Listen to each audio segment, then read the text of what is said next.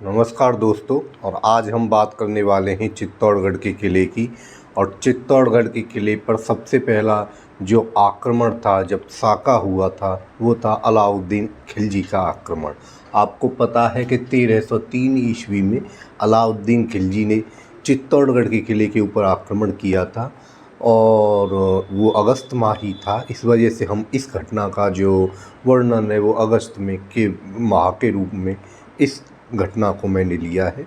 और ये घटना काफ़ी अच्छी और काफ़ी महत्वपूर्ण घटना थी कि अलाउद्दीन खिलजी ने चित्तौड़ के किले पर आक्रमण क्यों किया। तो आप सबसे पहले जब वहाँ पे एक्चुअली रूप में जब हम बात करते हैं कि मुख्य कारण क्या रहा होगा, तो मुख्य कारणों में आप देखते हो कि 1299 ईस्वी में जो अलाउद्दीन खिलजी था उसने गुजरात के ऊपर आक्रमण किया था। और गुजरात के लिए जब अलाउद्दीन खिलजी की सेना राजस्थान से होकर गुजरी थी तो वो मेवाड़ होकर गुजरी थी। उस समय मेवाड़ के राजा ने अलाउद्दीन खिलजी की सेना से टैक्स लिया था वहाँ से निकल के जाने के लिए। तो उस चीज़ से कहीं ना कहीं अलाउद्दीन खिलजी ये था कि अलाउद्दीन खिलजी को ये था कि भाई इस मेवाड़ के ऊपर भी हमें आक्रमण करना है, इन्होंने मेरे से वो लिया है। अलाउद्दीन खिलजी जो सुल्तान था, आपको पता हो सल्तनत काल का काफ़ी महत्वाकांक्षी सुल्तान था। उसने एक बार ऐसा भी प्लान बनाया था, वो अपने आप को सिकंदर शाही कहता था और ऐसा प्लान बनाया था उसने कि मुझे सिकंदर की तरह विश्व विजेता बनना है। बाद में उसके मंत्रियों ने उसे समझाया और कहा कि हमें भारत के ऊपर ही अच्छे से सभी राजाओं को अपने नीचे नियंत्रण में लेकर और इसके ऊपर अच्छे से शासन करेंगे तो आपको होगा। अलाउद्दीन खिलजी का ही ज़माना था जिसके लिए कहा जाता है हिंदुस्तान में कि उस समय टके में ऊँट आ जाता था। इस तरह की जो अलाउद्दीन खिलजी की बहुत सारी विशेषता थी, उसने बाज़ार को जिस तरह से नियंत्रित किया गया था। तो उनके एक मंत्री थे या उन समय के वो कहते थे कि अलाउद्दीन खिलजी के ज़माने में टके में एक ऊँट आ जाता था लेकिन एक टका भला किसके पास था। ये थी अलाउद्दीन खिलजी। तो अलाउद्दीन खिलजी को जो करैक्टर है वो मैं आपको समझाने की कोशिश कर रहा हूँ कि वो काफ़ी महत्वाकांक्षी था। महत्वाकांक्षी का मतलब ये हुआ कि वो साम्राज्य विस्तार में बहुत विश्वास करता था। और प्रमुख कारणों में एक सबसे प्रमुख कारण ये था चित्तौड़ के किले पर आक्रमण करने का कि वो क्या करता था, उसे जीत के अपने राज्य में मिलाना चाहता था और अपने राज्य का विस्तार चाहता था।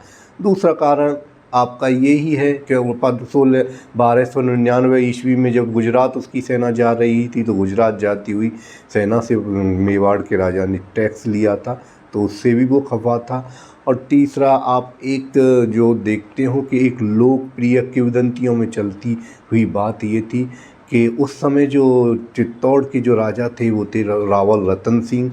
और रावल रतन सिंह की एक सिंहल द्वीप, मतलब जो आज के ज़माने में श्रीलंका है, वहाँ की एक रानी थी। उस रानी का रानी पद्मिनी। और रानी काफ़ी सुंदर थी, उस ज़माने की जो सुंदरतम औरतों में से उस रानी को जाना जाता है। और उसी को उन दोनों की प्रेम कहानी के ऊपर एक पद्मावत ग्रंथ लिखा हुआ है। और पद्मावत ग्रंथ लिखा है एक सूफी संत मलिक मोहम्मद जायसी।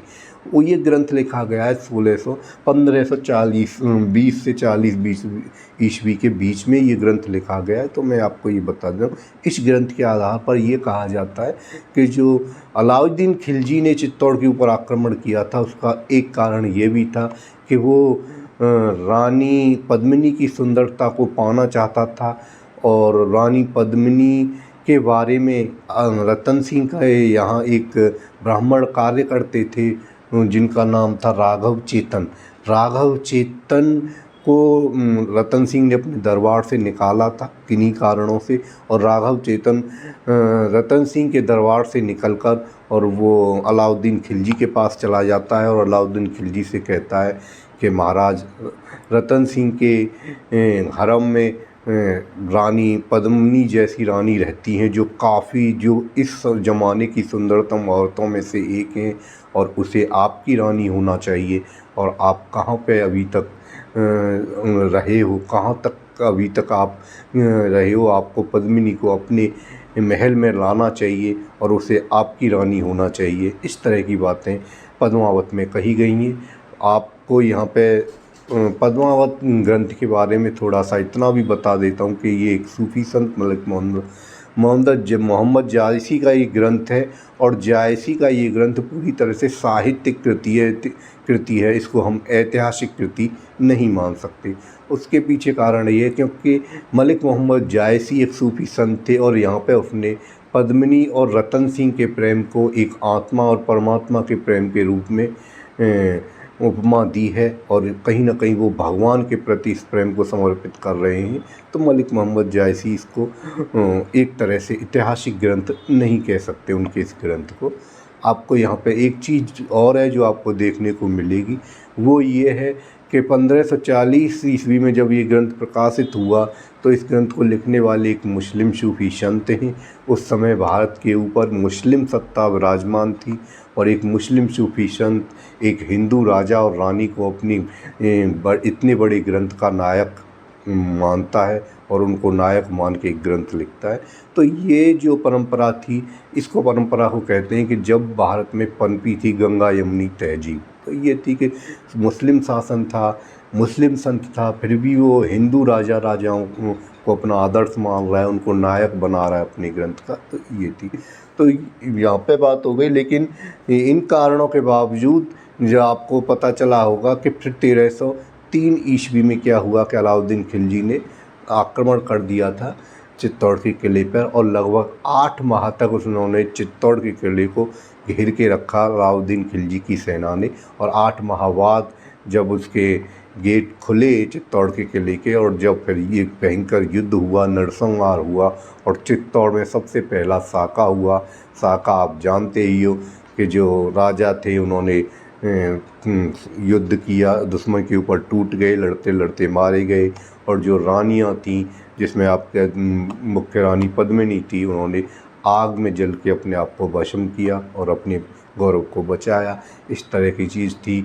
उसमें पद्मावत में कुछ कहानी में इंटरेस्टिंग मोड़ भी दिए गए हैं कि भाई पहले वो था कि रतन सिंह को बंदी बना लिया गया था। अब उस पद्मावत ग्रंथ के बारे में जब हम ऐतिहासिक रूप से उसे सत्य नहीं मान सकते तो मैं उसकी कहानी को भी यहाँ पे सत्य नहीं मानेंगे। हमारा क्योंकि एजुकेटेड चैनल है तो हम इतिहास की जो एक्चुअल फॉर्म है वहाँ पे ही बात करेंगे।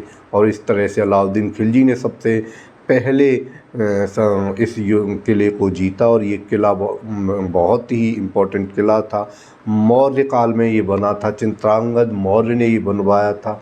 उसके बाद ये मेवाड़ के राजाओं के पास चला गया। मेवाड़ के जो राज्य था उसको सिवी जनपद कहते थे। और सिवी जनपद के बारे में भी मैं आप बता दूं कि सिवी जनपद की जो वहाँ की जो राजाओं का जो वंश था, हमारे रावल और आपके महाराणा, ये जो वंश था वो कहा जाता है कि आपके उत्तरी पंजाब में रहने वाले लोग थे और सिकंदर के आक्रमण के समय वो वहाँ से मेवाड़ आ गए थे। और मेवाड़ आने के बाद उन्होंने वहाँ पर साम्राज्य स्थापित किया और चित्तौड़ के किले को अपने अंदर में ले लिया। हालांकि मेवाड़ के अंदर उसके बाद ही मेवाड़ के अंदर ही चित्तौड़ का किला रहा। इसके ऊपर 3 आक्रमण भी हुए। इस तरह ये किला है जो मैसा पठार के ऊपर बना हुआ है, काफ़ी मजबूत है। इस किले की दीवारें तोड़ना इतना आसान काम नहीं है। कोई भी सेना अकबर को छोड़कर इस किले की दीवारों को नहीं तोड़ पाई। लगभग 30,000 लोग इस किले के अंदर रह सकते हैं। ये किला अपने आप में पूरी तरह से स्वावलंबी है। इसमें पानी के बहुत सारे जलाशय हैं, लगभग 84 जलाशय। एक बार कहा जाता था कि इसमें लगभग 84 जलाशय हैं। इसी किले के अंदर खेती भी होती है। तो ये अपने आप में स्वावलंबी किला है। इसके अंदर राजा अपनी प्रजा को लेके काफ़ी दिनों तक सुरक्षित रह सकता था। तो ये उत्तर भारत के मजबूत किलों में से एक है। इसीलिए जब भी उत्तर भारत में कोई सत्ता परिवर्तन होती थी, कोई भी शासक इस किले को जीत के अपने अंडर में लेना चाहता था, क्योंकि उत्तर भारत का सबसे मजबूत किला था।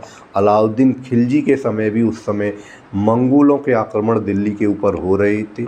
तो मंगोलों के आक्रमण से भी अलाउद्दीन खिलजी जूझ रहा था। तो कहीं ना कहीं एक कारण ये भी कहा जाता है कि अलाउद्दीन खिलजी ये चाहता था कि जब मंगोल कहीं दिल्ली के ऊपर पूरी तरह से आक्रमण कर दें और हम कहीं दिल्ली हार जाएं मंगोलों के हाथे, तो फिर हमारे पास एक मजबूत किला ऐसा होना चाहिए कि हम उस किले में छुप के बैठ जाएं। इस वजह से भी अलाउद्दीन खिलजी चित्तौड़ के किले को जीतना चाहता था। तो इतनी सारी बातें मैंने चित्तौड़ के किले के बारे में और अलाउद्दीन खिलजी के आक्रमण के बारे में की। मुझे उम्मीद है कि आपको ये वीडियो अच्छा लगा।